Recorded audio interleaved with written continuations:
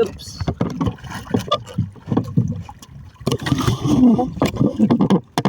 Yan ang plug mga amigo.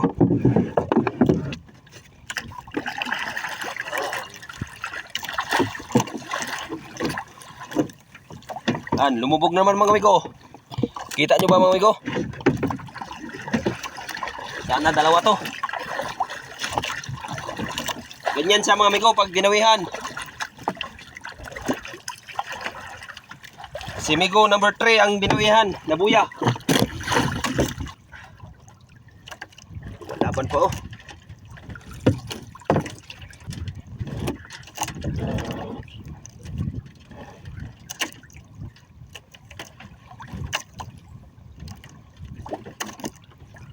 Alam nyo ba mga amigo na kaming mangingisda, matalas yung pakiramdam namin. Dahil tulad sa ganitong hanap buhay naghila ako ng dawi. Kailangan natin to ng talas ng pakiramdam. Dahil oras na tumakbo yung malalaking pusit, madali lang tayo makapag-ariya.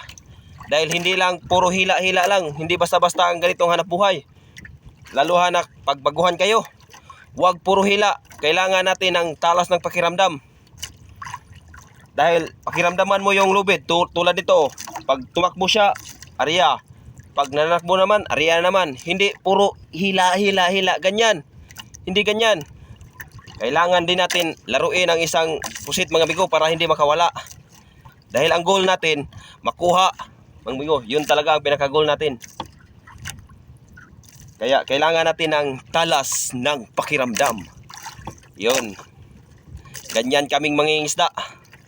Hindi puro hila lang.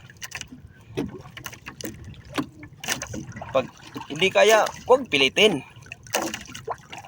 Malapit na mga amigo. Kita ng ilaw.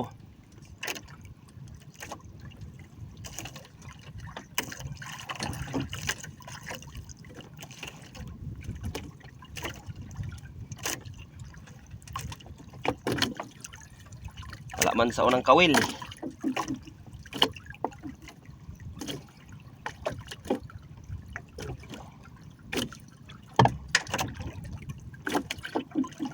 Nasa pangalawang kawil mga amigo.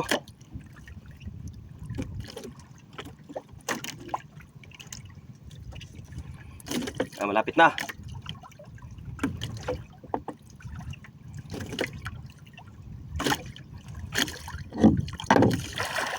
Yes, thank you Lord. Salamat.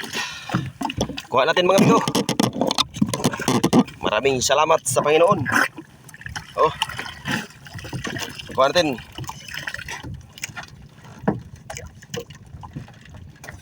Tingnan natin sa ilalim, baka mayroon pa. Mayroon pa. Ay, wala na. Thank you Lord ng marami.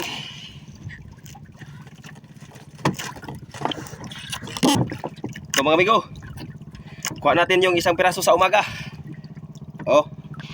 Maraming salamat sa Panginoon. Yan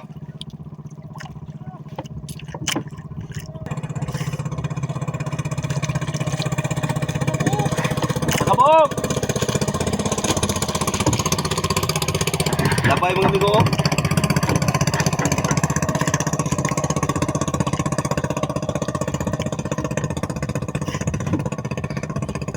At yun lang mga amigo. Thank you for watching. Salamat.